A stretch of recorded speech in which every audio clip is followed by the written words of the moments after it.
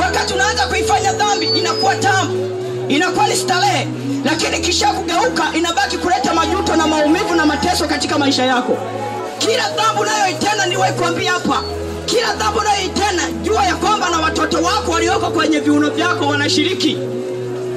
Unapovuta sigara, jua na watoto wako walioko tumboni wanavuta sigara. Unapokunywa pombe, jua na watoto wako walioko tumboni, yani walioko kwenye viuno vyako, na wao pia watalisi huo ulevi ndani yako. Ukiona ni mzinzi, jua ya kwamba uzinzi unaofanya hata watoto